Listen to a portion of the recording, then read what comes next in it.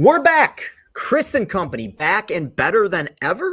Question mark. Been on a little bit of a hiatus, but we have returned with the 19th episode of Chris and Company. We have a very cool interview coming up today with Ben Verlander. I feel like I always gloss these interviews, but Tiger fans, you guys are really going to love this. We take a trip down memory lane, ask him about the past, ask him about the present, ask him about the future, not just for him, but also for Tiger baseball. And I thought he was more open and honest than I expected him to be. And I think because of that, I really think the fans are going to connect with this. If you like Tiger baseball and if you follow my videos because of Tiger baseball, I highly recommend that you listen to this interview. But before we get to that, just want to give a few programming notes here. Like I said, we've been off for a minute.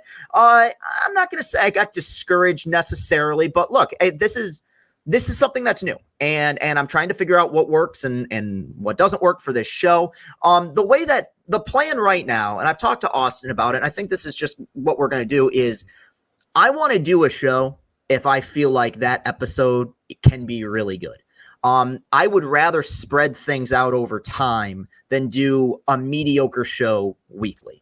So while I would consider what we just went on a hiatus, I'm always going to be thinking of people to bring on to interview, and I'm always going to be thinking about different subjects. So Chris and Company is going to continue. If there's anybody concerned about that, I know that I have been accused of, sometimes rightfully, of giving up on things too quickly. That will not be the case, because I do believe in this product and I believe in this show, but it just needs a little bit more time to grow. You know, it's like a plant. We got to give it water and sunlight and Austin's production, and hopefully it blossoms into a beautiful, fragile, unique flower. Okay, enough with the pageantry. You can follow me on Twitter at Castellani 2014.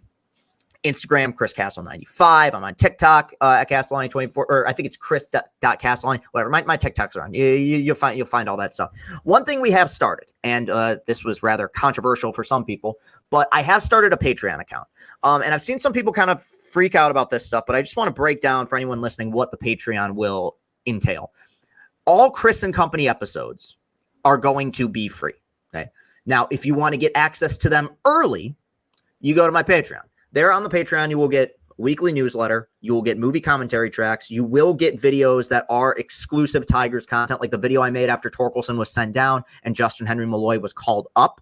That video is exclusively on Patreon. I don't have a tier system. Right now, it's $5 a month, for all content. That includes everything that I just said. I really do think that if you do sub, you will get the bang for your buck there. Like I'm not going to half-ass with anything. I think if you have enjoyed my writing in the past, if you enjoyed the blogs that I wrote back when I was at my previous job, I think that you'll probably appreciate the Patreon. I will never, ever tell anyone how they should spend their money. If this is something that you believe just isn't worth your time, I understand it. But, this is very new to me, kind of growing this. And if you are watching this right now on Patreon, it means that you got early access to the Verlander interview. So I greatly appreciate it. But yeah, it's an experiment. There's a lot of trial and error involved in this. I talk about this with Ben Verlander. The content game is, you roll a lot of dice, but it's just something new that I'm trying. And I greatly appreciate everyone who has jumped on. We got a lot of new patrons last night after the Justin Henry Malloy news. So without further ado, let's jump ahead and get to our interview with Ben Verlander.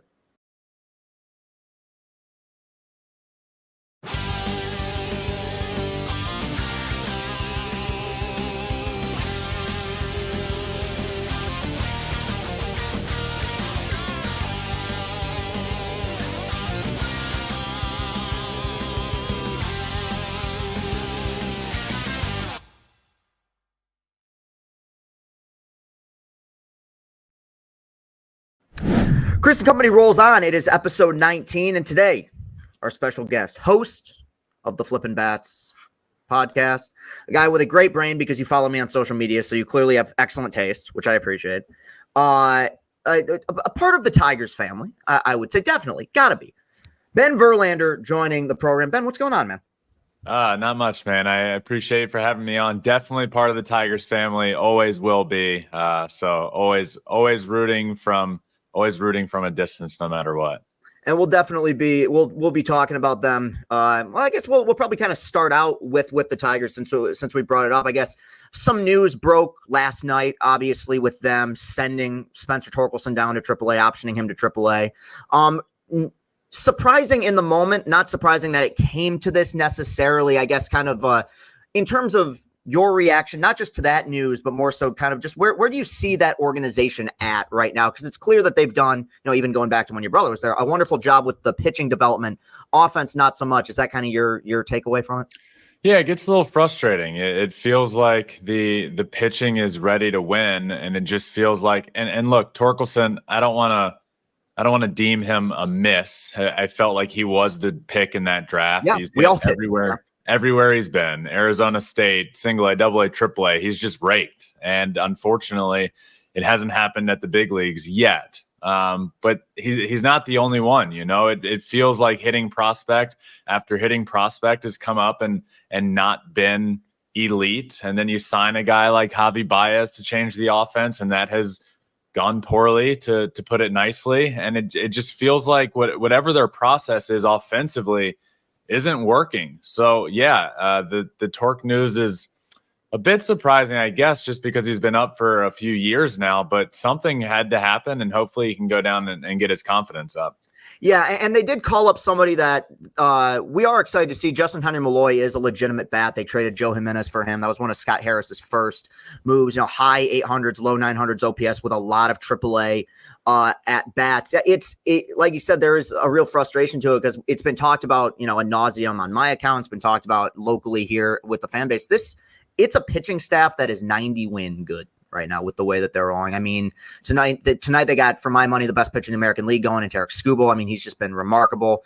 And there are pieces like Green has started to come along offensively, and they've got some development out of Kerry Carpenter, though he's now injured. But obviously that'll be kind of the key question mark of the Scott Harris era is, how can they develop position players? And you are right about Torkelson. That's one thing that makes it so frustrating is there was no qualms about should they have taken him number one. That was not the issue when that draft happened. Now, it was the COVID year, so it was a little bit wonky, but he was 1-1 by 30 teams had he have fallen to anybody else. I mean, it was a weird situation.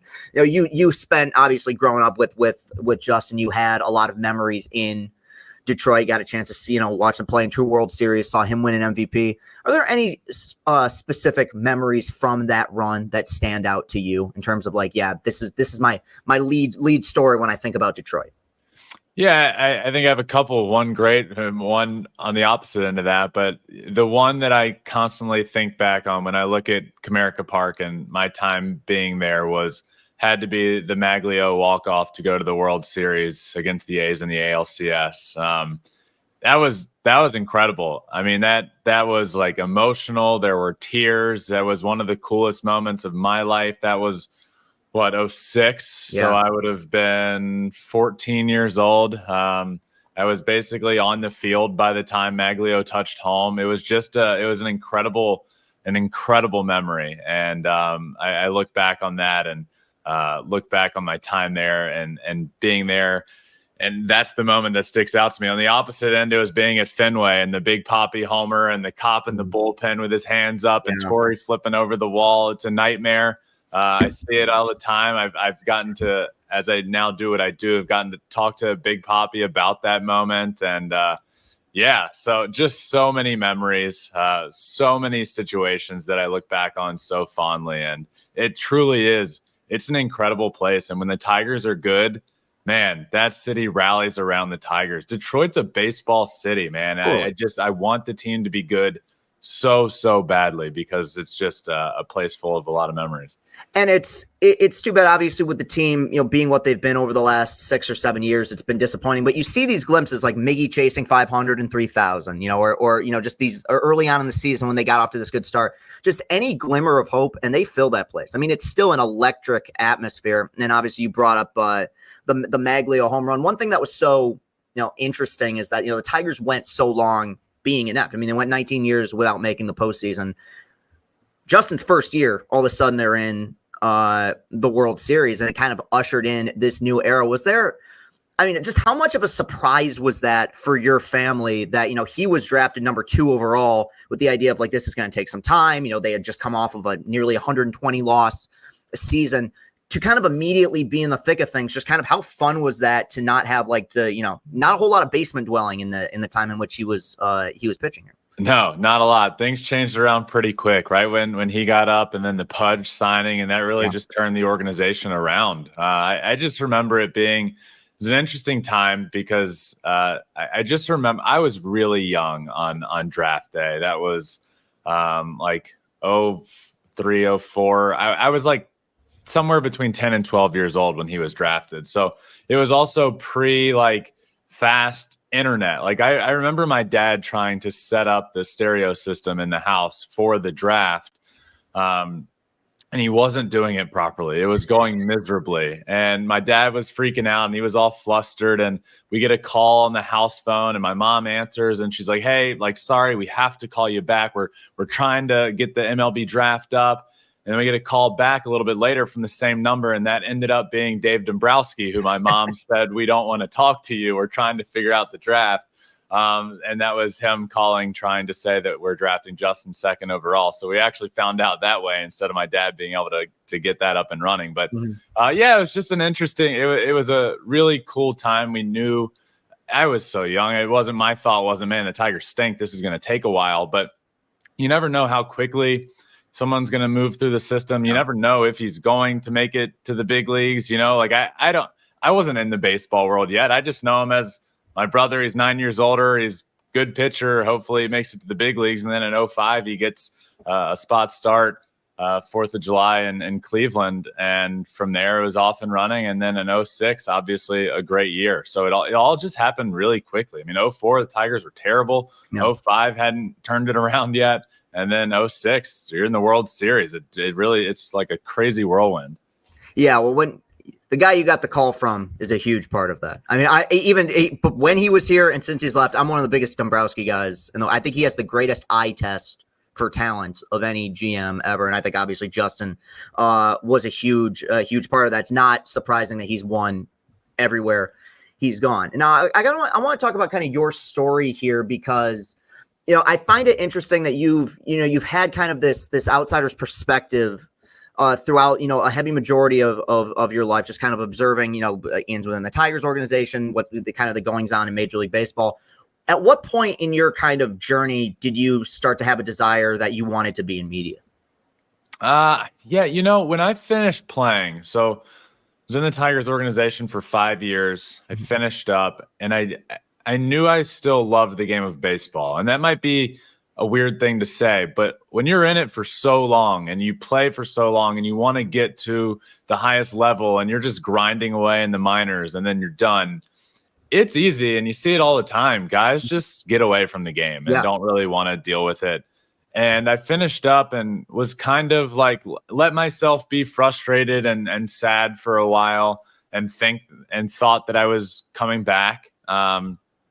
Still never officially retired, I guess. Nobody's just calling anymore, and was giving lessons back at home in Virginia and like helping out, volunteering with my high school team to coach and just loved being around the game. So I didn't really know what that entailed, but started like during COVID, started streaming on Twitch and really just loved being like in front of the camera and entertaining and talking to people about baseball. And then through a mutual friend, found my agent who was like, "Hey, you would be great in this space. I want you to do some stuff." So drove up to New York to like do a audition at MLB Network, and it went really well. And on my airport trip back home, when I was going to like sign and go to work there, is when Rudy Gobert got pulled off the court. The world shut down. Everybody stopped hiring for everyone. So that was kind of that, and just went back home and for like a year, just kept streaming and doing some stuff, and then ended up out getting flown out to LA to host a World Series watch party for Fox Sports. And I loved what I was doing, and people enjoyed it and wanted me to do more, and eventually signed with Fox. So yeah, I've loved it. It's great to hear. And I think one thing about just the energy that you've brought and the energy that your brother brought, since he's been pitching, is just you guys seem like very positive people. You guys seem like, constantly are trying to maintain a positive mindset. Was it hard not to get discouraged when you felt like you had something going and then literally the world stops, like the most random stroke of luck just happens and, you're kind of stuck for a little bit? Yeah, I feel like that's probably happened a couple times. You know, when I was released by the Tigers, I felt like I felt like I was at the best that I've ever been baseball wise. You know, I had a few good seasons of my 5 seasons, four full seasons. I was an all-star in 2 of them. So it's just a lot of ups and downs in my career. And the day that ended, I felt like I was at my best and swinging well. So your world's kind of, that's all I'd known in my life is playing baseball. So your world's kind of turned upside down there. And then, when I realized what I might want to start doing, things are going well. And then all of a sudden the world shuts down, as it did for everyone. I'm not saying that Right. it was a particularly hard situation for me.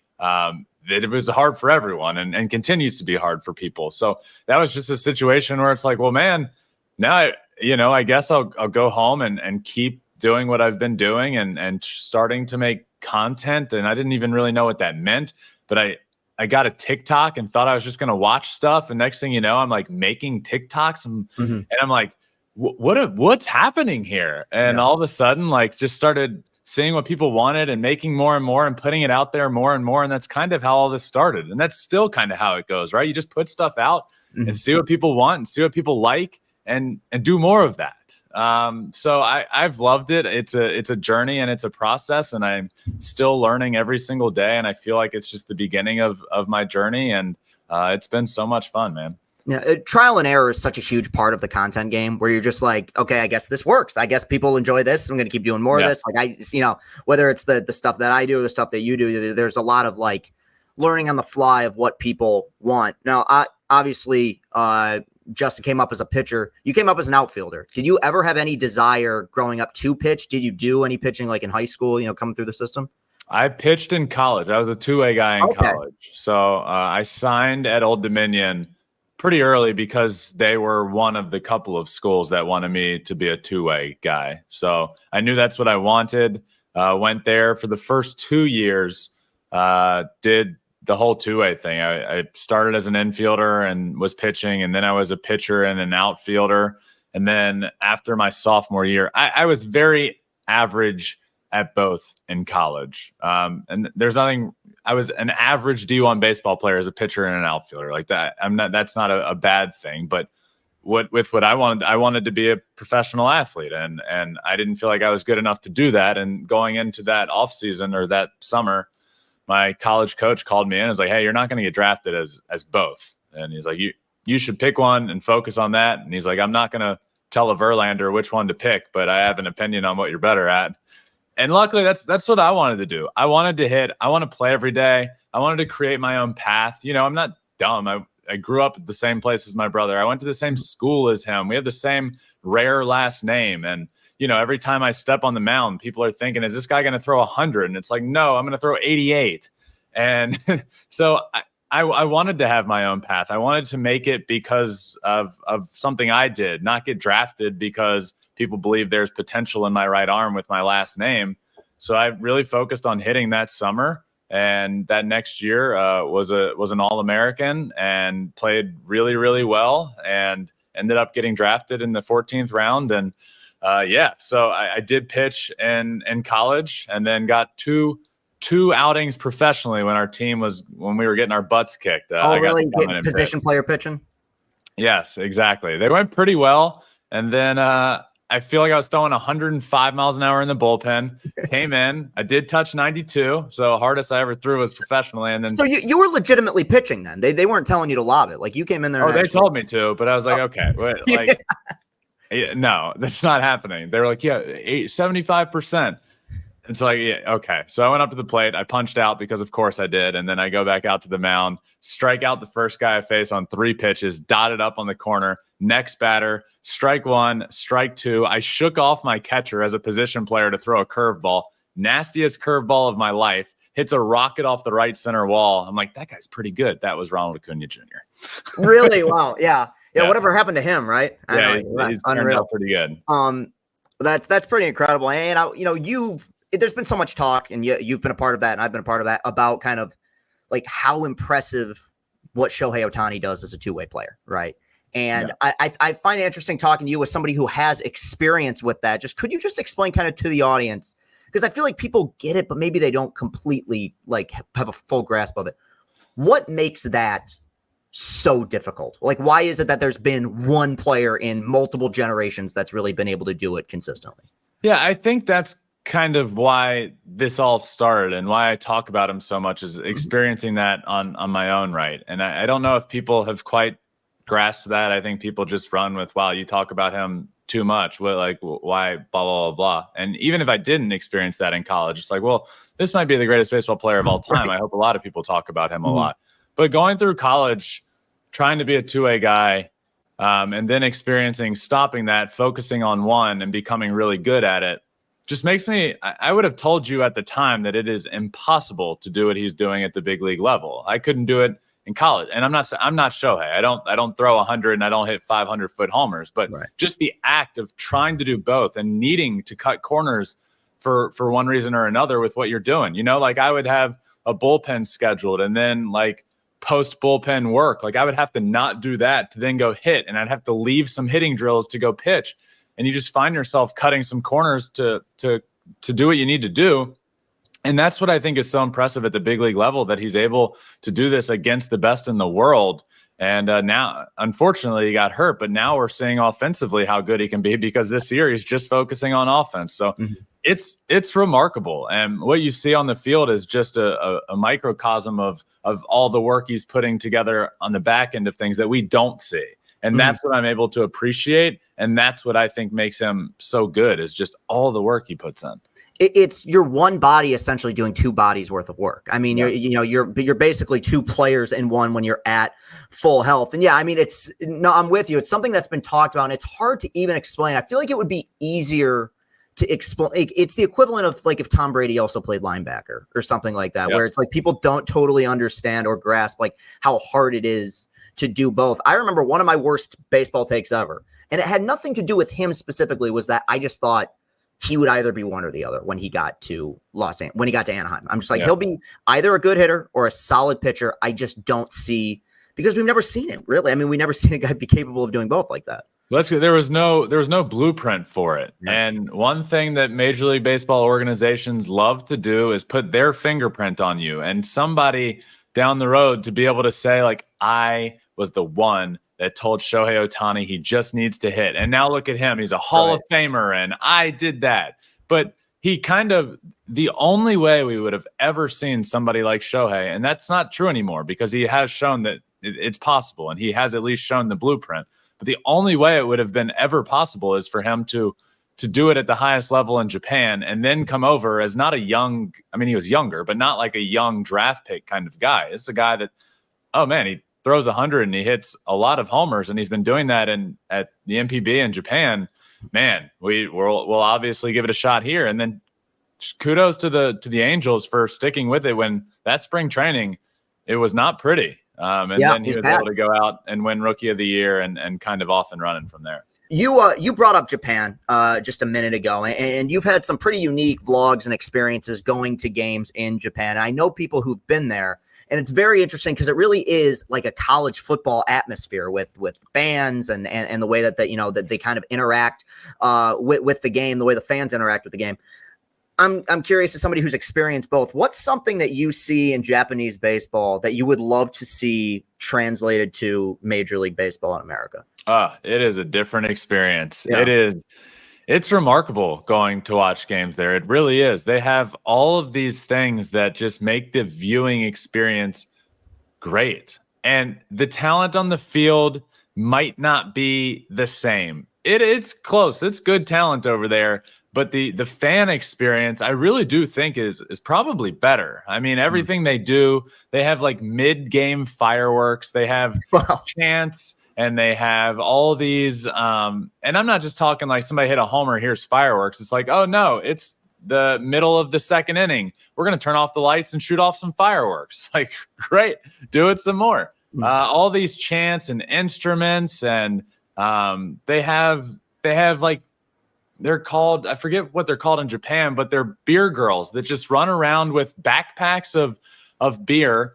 And they are like, if you raise your hand, God forbid you make eye contact with one for a split second, they're right next to you in a half second, and they're around all game long, and like they sometimes join in with the cheers, and they like work their tails off. It's incredible how good they are. And it's like, you want to go get a beer at a game in the US, one, you better have more than a $20 bill with you, and two, it's going to take you an inning to go get it. And that's not, they have these just big kegs on their back, and they're there in seconds, and they all wear different colors depending on what beer they have. I don't know, just the way that the fan experience that they've created there has been really, really, I loved it. I loved going to games there. Do you think that the World Baseball Classic has been a really unique opportunity to kind of bridge those gaps, so to speak, where I've loved in both 17 and obviously last year, just the way that like you kind of see the different ways that different countries kind of enjoy and take in baseball. Do you feel like that's kind of a way to bridge that gap, so to speak? Definitely is. I mean, I think we saw it with the South Korea games, like when those games were going on, and it was just a party. I mean, it could be the top of the third in a 0-0 ball game, and you're like, what is going on here? I mean, that's a playoff atmosphere in the US and a 0-0 ball game in the top of the third. It's remarkable. And I do think doing those sort of things, and I think this past year's World Baseball Classic was the one that really, I think we'll look back on that one as like, that's what propelled the World Baseball Classic into being what it eventually will be. And I just think it's important. I think it's important that they're going to England. I think it's important that they're playing games in Mexico City. I would love to see a franchise in like a Puerto Rico or something like that. I think the game worldwide has grown massively. And I think I think there's a lot to learn. I think you could learn a lot from going to a game in Japan and say, man, we should take some of this back to the US. And you could do that everywhere around the world and just keep growing the sport. And I felt that way. I had the privilege the last 2 years of going to Omaha, and I remember feeling that way about college baseball. Like, man, there's a real I was a novice when it came to my kind of knowledge of the fan atmosphere when it came to college baseball. And I'm like, this is great. Like it's similar to that kind of energy that's brought at the WBC. And I think you're right. I remember watching the 2017 tournament in college, and that was something that like, I think that was around the time when baseball fans like, this is a pretty cool event. Like, and finally last year, obviously with it being nationally televised and Ohtani being a part of it, I think it kind of came to the forefront. Yeah. You know, one of your key themes as a content creator is growing the game. And I think that that's something that so many of us as baseball enthusiasts try to do. And it's something that like I try to do, I guess, from your standpoint. What does it mean to grow the game? I think it means a lot of different things, to be honest. But I think baseball is the most beautiful sport in the world. I love it. I think over the last decade, I think the sport as a whole has struggled to market properly and market the best players in the world. And I think they're doing exponentially better at that now. But I don't think it's necessarily one thing that I can do. I think it's something that I can do and you can do and Major League Baseball can do, and everyone that talks about the sport, just being positive about it. And man, that has been the harshest reality of what I do. I love what I do, and I hope I can do it until the day that I die. But the harsh reality is social media is a tough, negative place. And to be a voice in this space that's positive and only wants to grow the game and wants to talk about everyone and promote the game and be positive about it in a space where it's cool to be negative and it's cool to hate on people and it's cool to say X, Y, and Z to somebody. That's probably been the hardest part. But to continue to do that and continue to be positive and just talk about, like, I'm not just going to talk about the New York Yankees and the Dodgers. I'm not. I'll talk about the Royals. I'll talk about how excited the sport and the positive things that's going on and put it out on whatever platform you can, whether that platform is 5 people or whether that's 5 million people. I think that's important. And just having more and more people talking about it and more players in the league that are buying into being marketable, which is happening now. I just think that's how you grow the game, is as a collective whole, just have people being positive about the sport and wanting it to be better and better. And I think the last year and a half or so, to their credit, baseball's done a much better job of putting themselves at the forefront of positive news. Because there was a long time there where every year was, we had to go through the steroid era, which was just negative story after negative story. And now it's like in the last year, we had the WBC and then obviously the new rules, which at the very least was a talking point for people. That was a big deal. Do you feel like as a sport, baseball's in a better place than it's been in a long time? Yeah, I think the rules have really helped. Yeah. I think, for better or for worse, we are in an era where the sport needed to get younger, which it has statistically far younger. And we're in an era where, I don't even know what to call it other than the TikTok era. You got a few seconds to grab somebody's attention. And if you're going to throw one pitch and then it's going to be a minute and a half until the next pitch, you're going to lose people. You're going to lose the younger audience. And, you can be an older person that loves the game of baseball and think that these rules stink and it's changing the game, but the game has to evolve. Everything evolves. Every sport evolves. And to hold people's attention, you got to put more action in the same amount of time or less. And that's what's happened with baseball. So I think that's been huge for the sport. I think players wanting to market themselves has been really huge. Judge is largely a quieter guy, but he's done a really good job of it. Same with Shohei. He's bought into the marketing side of things. To the point we were just talking about, over the last decade, the best player in the sport and one of the greatest of all time, Mike Trout, didn't care about that stuff. Yeah. He just didn't want to do those things, didn't want to market himself, didn't want to be the flashy guy. And that hurts the sport. And it's nothing against Trout. I love Trout and respect his decision to do that. But he was never that, like, look at me, flashy guy. I'm going to post this all over my socials and be on all these commercials. And that's what does help sports grow, is getting your athletes out there. And I think those guys wanting to do that now has been huge. And I think the rules have been a big part of that as well.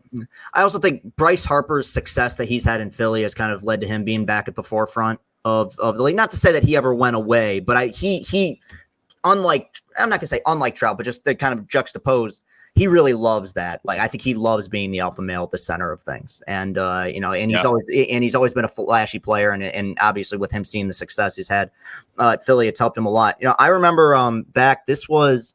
it's my sophomore year of college. It was 2016. I was watching a Tigers spring training game, and they were interviewing your brother after you guys had faced off against one another. And they asked him, what was the result of the at bat? And through gritted teeth, he said, "Took me deep." Now I've seen the video of the homer, and so for people, was that the only time you ever faced him? Like unless we're talking like wiffle ball in the backyard. Yeah. If we're talking, I'm in the batter's box, he's on the mound. That is the first and only time I have ever faced him, legitimately. Yeah. Did you prepare by watching Billy Butler at bats? Because I was talking with somebody the other day about looking at what pitcher got to Verlander the most, and I was looking. It was Billy Butler at that name gives me the heebie-jeebies just hearing it. Yeah, he had a 4.7 average. Every time he came up, he would rake against Justin. He was the one guy that always got to him. But kind of in the moment, not to give away too many tricks of the trade here, but what was your approach in the moment going into that at bat? So I didn't go into that day knowing I was going to face Justin. No. I was playing in the AA game, and Justin, I think the Tigers were on the road, like a longer road trip for spring training, and he just stayed back and was like, I'll pitch in the AAA game. So he went to pitch in that. We were on fields right next to each other. I had never faced him. I looked over and I saw him pitching. So I went up to the minor league field coordinator and was like, "Hey, I've never faced my brother.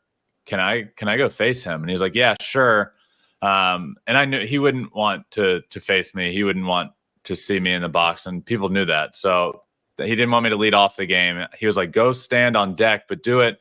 I don't know if you've been to Tiger Town in Lakeland, but all those fields combined together, it's like they're like travel ball fields and one like clover type thing. So the dugout's here and you can just walk right into it. He's like, stand behind the dugout.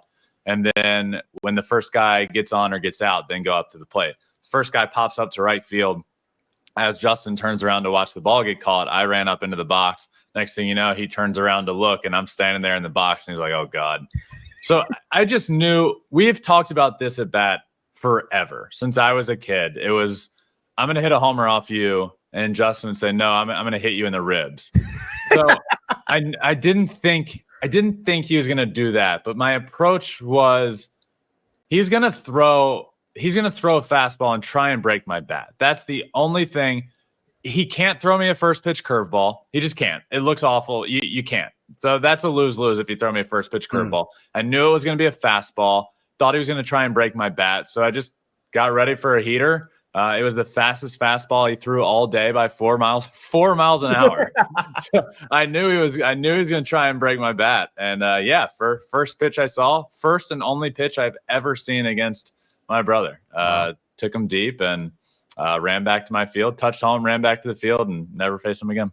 And bragging rights forever. For life. Yeah, that's such a great story. And I remember when he was being interviewed, Rod and Mario at the time being like, there's got to be a story behind this. We got to tell. And he was pretty reluctant to give the full breakdown, but I know that the video is out there for people who want to. I could, if I unlocked my phone, I could get to that video in 2.5 seconds. I know exactly where it is at all times. Second television with it playing on a loop. Exactly. It actually never ends. It's actually playing right there on the TV. I want to ask you about him because I don't know baseball without Justin Verlander. It's got, and obviously being a part of that family, like I'm sure you feel similar. Has he discussed with you like life beyond Major League Baseball, or is that something that he's hasn't quite thought about yet? I think that's probably changed and evolved over the last few years. What he's always said and continues to say is that he wants to pitch until he's 45 years old. He's 41 now. He's still throwing great. Who's going to stop him at this point? Two of his 3 Cy Youngs are in his last couple of healthy full seasons. Still throwing great. So that's still on track. I imagine a world in which he would want to stay in the baseball space and maybe do some announcing. But since he has his daughter, obviously spend as much time as possible with her. The baseball schedule is a grueling one, and he spends a lot of time away from her, and it's got to be really difficult on him. So I would imagine post baseball life just involves a lot of Vivi, a lot of my niece, and probably continuing to talk about baseball in some space. He has a brilliant baseball mind, yes. And I'm excited to see what's next for him. Even whenever he's ready, not yet. Right? Yeah. No. I mean, look, I watched him pitch at Comerica a few weeks ago. He's got a ways to go before he's saying goodbye at any point. I mean, and no, he's one of those guys I want to see pitch forever. I mean, I just. And you brought it up, even before like all the accolades and everything, he's a very fascinating guy to listen to talk about pitching. And there was a really great video that came out a few weeks ago after, all this, so many pitchers had kind of gone through Tommy John and were, early on in the season blowing out their arms. And he kind of talked about, where that's starting and kind of his philosophy. And one thing I've always been amazed by with him is that I think he's the greatest pitcher ever at building up in a start. No one's ever, and it kind of goes against the modern philosophy to a certain extent, because I saw a million starts where he would start 92, 93, and then by the 8th inning, he's throwing 100. Whereas nowadays, they tell guys maximum torque, maximum spin on every single pitch, and it's just not really sustainable. Is that a philosophy that he developed on his own, or was that something that the Tigers organization kind of helped him with as he was coming up? Because I feel like it'd be so easy to just air out 100 whenever you have it. Yeah, I think it's just pretty. I think that's just been his philosophy. When he started, and you're right. In this day and age, if somebody can throw hard and comes out throwing 92, it's what's wrong? Oh my God, what's going on? Call out the trainers. Where with Justin, it was just like, I'm going to get you out with 92, 93, and I'm predominantly just going to throw fastballs and try and locate them. And if that doesn't work and I get in trouble, then I know I have more in my back pocket. And I talk, you mentioned I have Smoltz on the show every Saturday. We talk about this all the time. And his philosophy as well is I'm trying to pitch 9 innings, and I'm not able to do that by throwing 100% max effort every single pitch. And I think that's kind of the philosophy, and the change that we see now is, one, velo gets you paid. And we saw Glasnow recently said, like, the risk of injury is worth throwing hard, because that's what gets you paid. That's what turns eyeballs to you. Strikeout numbers get you paid. So I almost feel like guys would rather punch out 10 guys over 6 innings than punch out 3 guys over, I don't want to say 9, but over 8 innings. And I think that's the philosophy difference that we're seeing. And Justin was always kind of that way of, I'm not gonna show you everything I got until I need it. And I talked to I'm good friends with Eric Hosmer now, and we've talked about this as well. And he would just say every at bat that you would face Justin, it's different. Early in the game, you're seeing fastball, then he'll incorporate another pitch, then he'll incorporate another pitch. And if you're unlucky enough to get a 4th at bat, then you're going to see 101 with all of his pitches. And it's just like every at bat gets progressively worse. And man, I could talk about this forever, the current state of baseball and why pitchers are doing this and the problem and where we go from here. But there is a problem, and it's a real double-edged sword, because I think everyone can acknowledge the problem, but pitchers aren't going to stop doing, like, oh, wow, he's throwing 100, he's getting outs, he's striking out guys. Like, we're going to give this guy a lot of money. So, the money is where it is, but we got to figure out how to protect these arms and protect pitchers, because, man, it's awful seeing guys like a Strider go down and just think, man, he could have struck out 300 guys this year, and now we're not going to get to see him pitch. And it's so prevalent now that I will, and it sucks to kind of have this mindset, but I'll watch really great prospects or really young pitchers, and it's almost like, okay, well, at some point in the near future, there's going to be that 15-month window where we're not going to see them pitch. It's just and I think I remember talking to Foolish Baseball about this, where it's something that's so prevalent that it starts all the way down to the youth level with what they're teaching these guys about, the strikeout numbers and spin rates being as high as they've been. It's just not something that's particularly sustainable. And I think that, it's not their fault. They got to do what they need to do to get paid and perform. But to me, like, it does hurt the game. Like, I remember, I'm a pitching guy, and part of that was the era of Tiger baseball that I grew up in. But I remember 2013, which wasn't that long ago, really. I mean, it was just over a decade ago. Tigers used, when they had that great rotation, they used 6 pitchers, starting pitchers all year. They used Jose Suarez for like 6 starts when I think Porcello or Pfister was injured. Besides that, everyone made their every 5th day outing, well over 200 innings for 4 different guys. It's just how much things have changed in a decade is pretty staggering. And obviously, like, and look, Justin went through the Tommy John cycle as well. Now he's a unicorn, so he came back and put up a sub-2 ERA the next season, right? But like, are you surprised by the second wind that he had in Houston? Because he was pitching fine, and when they traded him, I was figured, look, Verlander's going to go do his thing. I was rooting for him to win a World Series. I didn't know he had 2 more Cy Youngs. Were you surprised by that?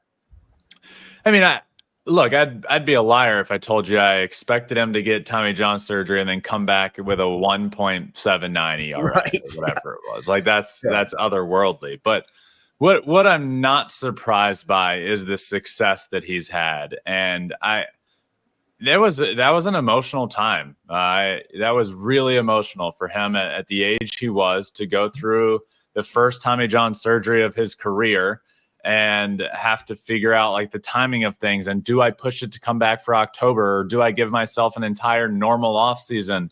And just the thought that he put into it, the work that he put into it. I feel pretty confident saying this. Nobody puts the work in on their own body and, like, knows their own body better than Justin. I would kind of compare it to Tom Brady and towards the end of his career in the NFL, how he was doing things. And there's a lot of similarities there. So the success didn't and doesn't surprise me. Obviously, the first year back Cy Young Award at any age is historic. It does not happen. And so it was really crazy to see the numbers he put up there. But he worked so hard to come back and put in so much time and effort, and everyone does. I get that.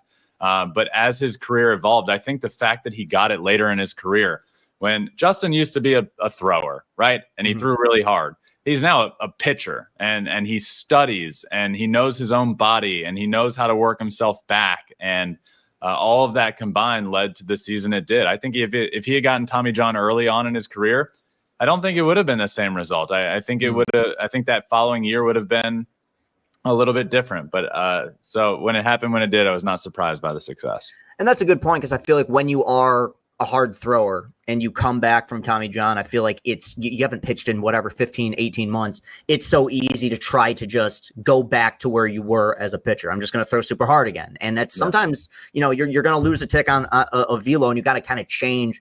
That's why there are guys who come back from Tommy John and maybe not have the stuff they had, but are more effective as pitchers because they've learned that they've kind of figured out the art of pitching, so to speak, in that aspect. I also think Houston, and we might not have known it at the time, but I also think Houston was a perfect situation for him because he's a student of the game. He's just always done his research. And I think Houston as a team was an organization that was so keen on that, whether it's with their hitters, with their pitchers. I mean, the careers that they revived and the guys that they kind of turned into stars, I feel like it was kind of a perfect match at that point. Just wanted to ask some general baseball questions here because it's been a unique start to the major league season with some surprises. I guess whether it's a player or a team, who's someone or a group that has surprised you, whether positively or negatively, so far to begin the campaign? I would say my biggest. I was wrong about the Brewers this year. I had the Brewers being towards the bottom of a much more talented NL Central this year. Same side of the coin here. I had the Reds being really good. I had the Brewers not being great this year, and that has been a big miss, at least so far. The Brewers have been one of the better teams in baseball. You lose a Cy Young winner and one of the best pitchers in baseball. Your number 2 starter is out with an injury. Your all-star closer is missing all the season until probably the all-star break. You lose, I just didn't feel like the offense was a strong suit of theirs ever, even when they've been good.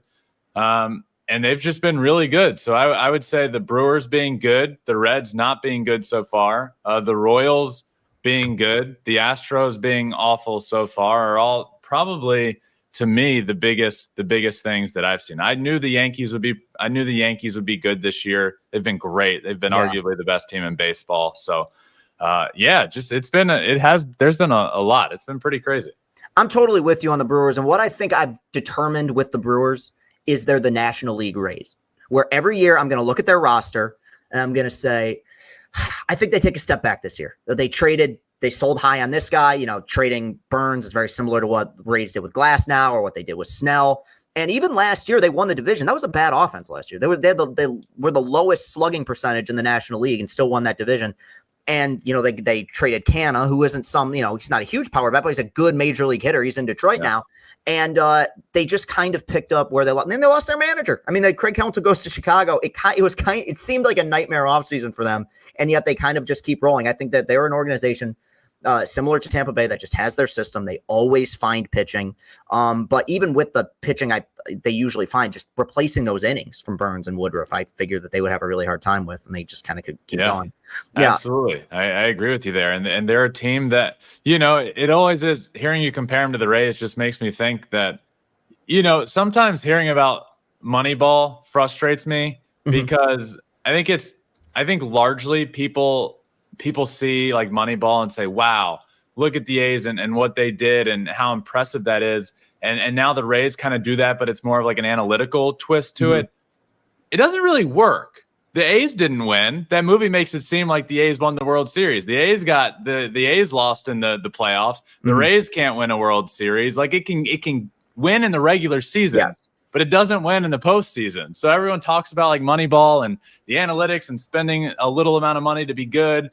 The Rays deserve a lot of credit for how good they've been, but you got to spend to win a World Series, and Moneyball just doesn't work. It works in the regular season, and it works if you have the money to back it. One thing that they did bring up at the end of Moneyball is that Theo Epstein gets hired by the Red Sox. He kind of goes into things with a similar philosophy as what Billy Beane had in Oakland, but what Theo Epstein had was a ton of money behind him to go out and get Kurt Schilling, to go out and sign guys to long-term extensions, to go out and get Keith Foulke. So it's like, I think it's something that can win you those 90 games in the regular season. But as we've seen on some of the teams that Justin's been on, and really every World Series winning team of my lifetime, is that you do need to at least be in the top half in terms of payroll if you want to win a World Series. Like, I think the Rays are kind of, the year that in 2019 when they played Houston, Like that, they had a really good team and they pushed Houston to the limit. But the difference is that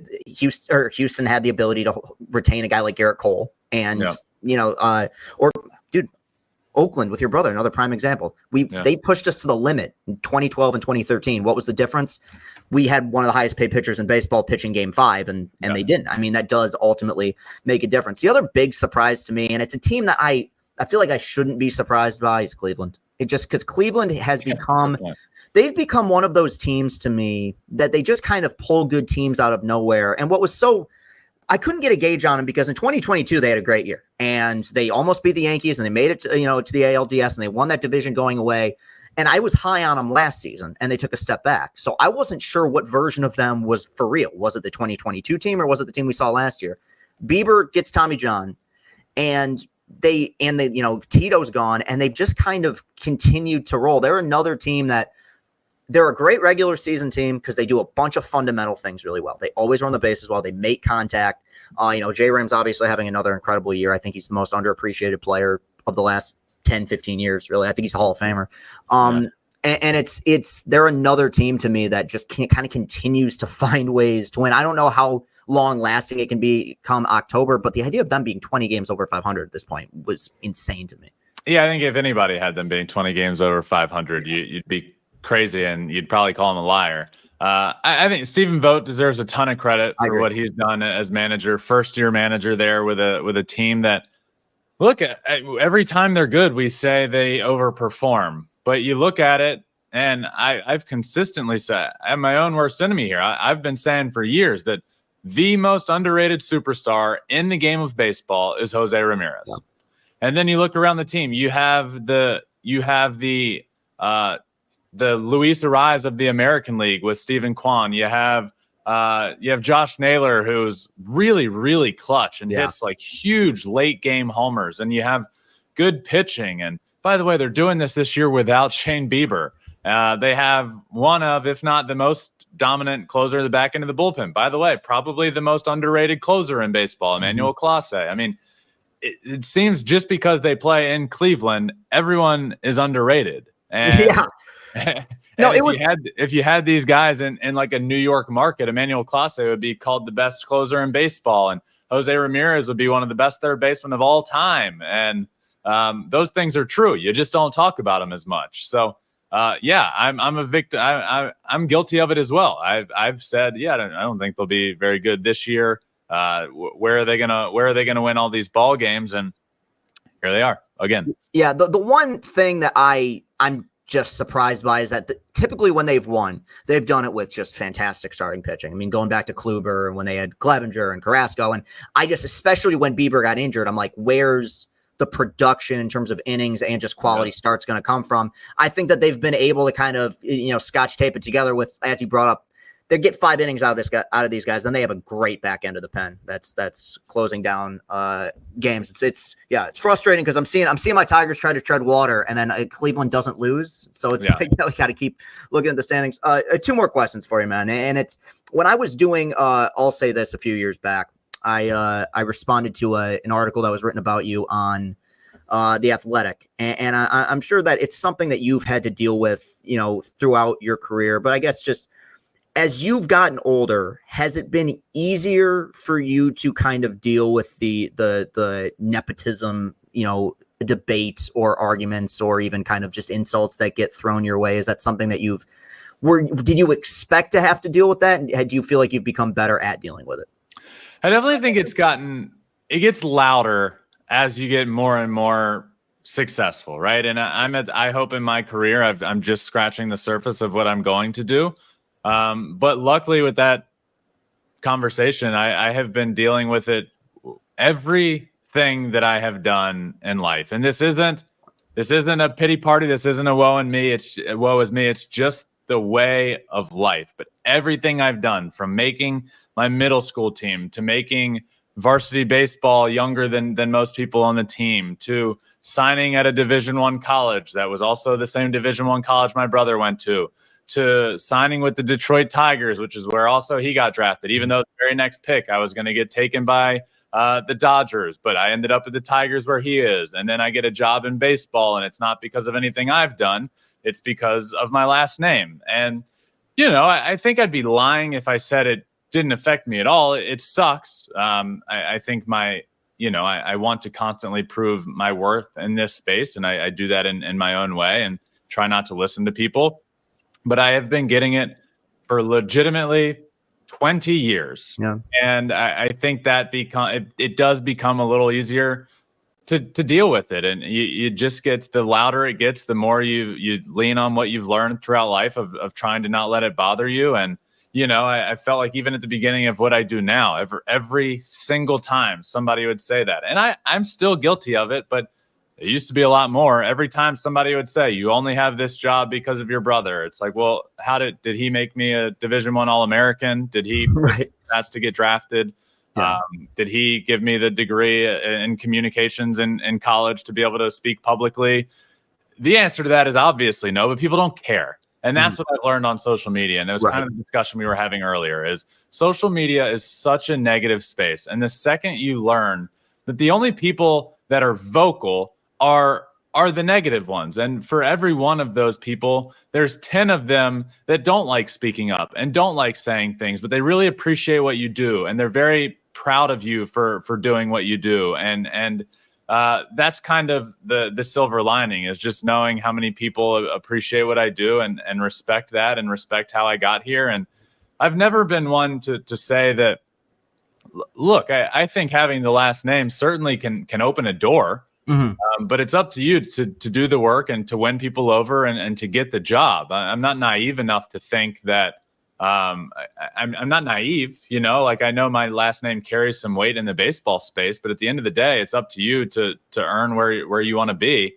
And that's kind of the takeaway. But yeah, it's been loud for 20 years and only continues to get louder and louder. And it is what it is. Yeah. I mean, it's just such the low hanging fruit. I feel like it's just the easiest, lowest common denominator for people. And the point you bring up about social media is so true. And I don't know if it's been different for you, but I've been making content really since I was like 12, but the Tiger stuff kind of popped off in 2017. I'm yet to in person have a bad fan experience. I've never run into a person that's went up to me and said, "Hey, I think your stuff sucks." It's always, now open your phone, it's a lot different. But like when you go to there's kind of a rejuvenated sense of belief in yourself when you go to the park or you run into people. And it's like that really, when you get out of that echo chamber, you're in such a healthier place.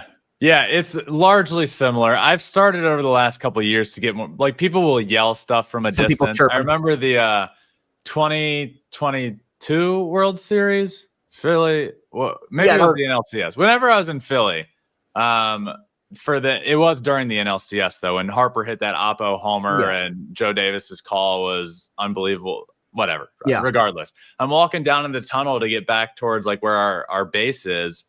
And this group of like 8, I want to say kids, they were probably somewhere between like 18 or like low 20s. They just started yelling at me from up in the stand, like the big tunnel where cars, like the big trucks and everything come out. Yeah. Well, they're up there yelling at me about, I don't know, it was probably something about Shohei or whatever. Justin sucks. I don't know, whatever it was. And I'm just like, oh God. I walked through the tunnel, up the steps, into the stands, went right up to them and was like, "What were you saying?" And they were all like, "Oh, hey." And we all took a photo. And that's kind of the way things go. Is social media is one thing, in person is another. You're absolutely right about that. Yeah, I think in general, and there's exceptions, it's not in people's nature to be confrontational in person. Like, I think it's in people's nature to be affable and friendly. There's that switch that just flips when people have the ability to keep it somewhat, anonymous. All right, I got last question. I'm putting you on the spot a little bit here, but my fan base would kill me if I did not ask you this. Oh God, I think I know what it's going to be. Yeah, I think you do. I think you do too. Do we see Justin Verlander in a Tigers uniform before it's all said and done? Okay, to be fair, I thought the question was going to be, what does he go into the Hall of Fame? What is okay, all right. that one I get asked all the time. But you know what? My response to that, Ben, honestly, is it really doesn't matter that much to me. And I know I'm really in the minority, but he played here. He was a part of the organization for 14 years. And he gave us great years. I saw him win an MVP. We made 2 World Series.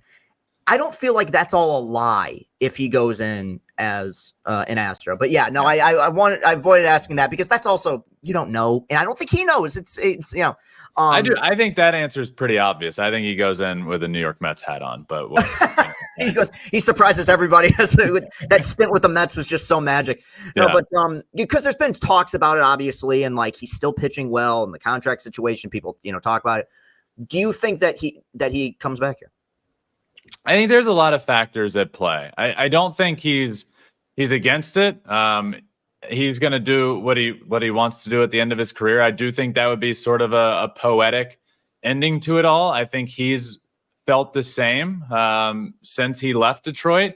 But honestly, like the organization needs to figure it out. Like you don't want to go back at the end of your career to a 500 ball club that you're going to pitch your ass off out on the mound and lose a game 2-1. Like you don't want to do that. So I think that's always been something I would say that's in the back of his mind. I think he's spoken about it and never written it off.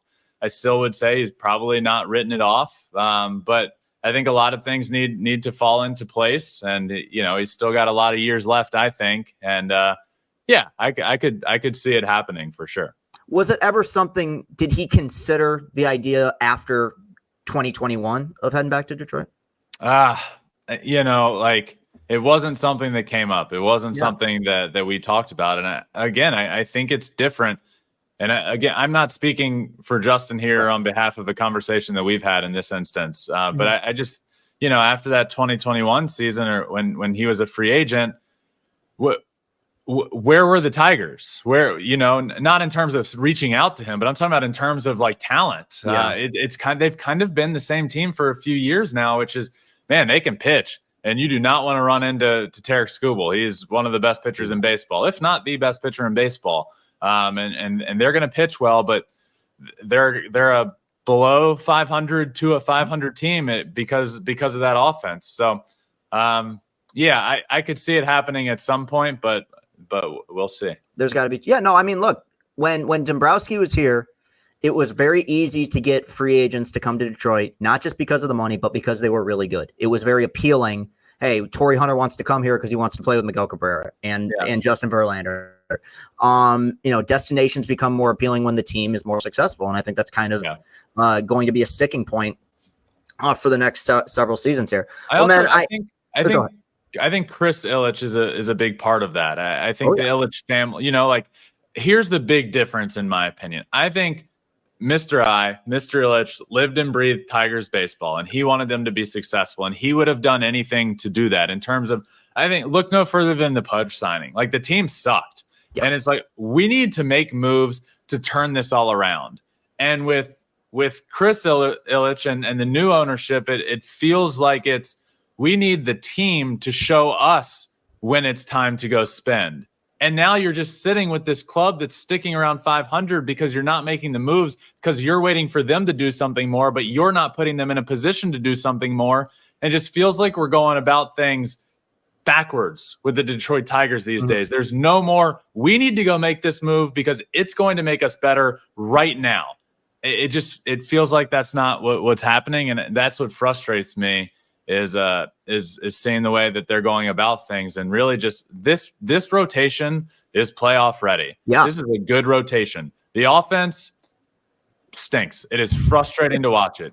I watch a lot of Tigers games, and it makes me want to pull my hair out because it's frustrating to watch, and they just don't address it because it almost feels like, well, we need to see this team over 500 before we go make a big splash in free agency. It's like, no, go make a big splash. Make Detroit a place that people want to come to now because they see what you're willing to do with the team, and make Detroit a winning baseball city again. And right now, they're just not going about it the right way, I don't think. You're preaching to the choir, man. And I've never watched a team in any sport with a greater separation. I mean, the pitching is down. I mean, what they're getting. Jack Flaherty looks like he did 5 years ago. Like they have these guys just pitching with so much confidence, and yet, Reese Olson was averaging like 1 run of support per start his first like 8 starts. I mean, it's I felt fair, the Mariners are close, but yeah, I know. Yeah, well, they're very similar in the aspect, but at least that rotation's even deeper than ours with Castillo and Gilbert and those guys. Well, Ben, man, I really appreciate you doing this, dude. We'll keep in touch, and thanks for everything you've done. Obviously, just to you and your family, like for all the memories and the positivity you've brought to our lives. Like, thank you, man. Seriously, it's been nothing but joy. I appreciate you. Yeah, well, I appreciate you. I appreciate you having me on. I appreciate what you do. I always enjoy watching. Like you said, immediately, I've followed you for, I feel like, a long time at this point, and I appreciate what you do for the baseball space and for the city of Detroit, and love coming on. So I appreciate you saying that. Wow, that's very humbling, Ben. Thank you. I'll see you around, man. Thanks. All right, man. Man, that was great. That was great. And I, as him being somebody who's in media, I knew he would give me a good interview. I know he's a well-spoken guy, but he was, as I said at the beginning, so much more open than I expected him to be, especially when it came to the Tigers and when it came to kind of where his brother's at in his career right now. I thought it was fascinating stuff, and I really hope that you guys enjoyed that. I forget sometimes how much I enjoy doing these interviews and networking and meeting people, and it was the first time that I talked to him technically face-to-face. I mean, we're on webcams, but he's always been very nice, always supportive of the Tigers too, which I appreciate, as somebody who's in that Tigers family. So follow Ben Verlander if you're not already. Support his show, The Flippin' Bats podcast. So yeah, that will do it for episode 19 of Chris and Company. We'll be back. I don't know when the next interview will be, but I will announce it when it's coming. We like to keep the guests a secret, but that's the way things roll. Okay. Thank you very much to everybody. Hit that like button, hit that subscribe button if you're watching this on YouTube. Thank you to everyone who has subscribed on Patreon. You can find me on Twitter at Castellani 2014. Spread the wealth, spread these videos. Let people know that you are continuing to support Chris and Company as well as everything that I do. I'm not going to call it scary. This is a unique time in my life. And I think one of the few things that has really, I'm not going to say my head's ever on straight, but has allowed me to keep my head on straight somewhat, has been your guys' support through this entire thing. I'm still believing in what I do, for better or for worse. And a big reason for that is because you guys seem to as well. So I greatly appreciate that. We will be back again with another episode at some point. Thank you very much for listening. Thank you very much, Ben Verlander. I will talk to y'all real soon. Have a good one, everybody. Peace and happiness. Go get 'em, Tiger.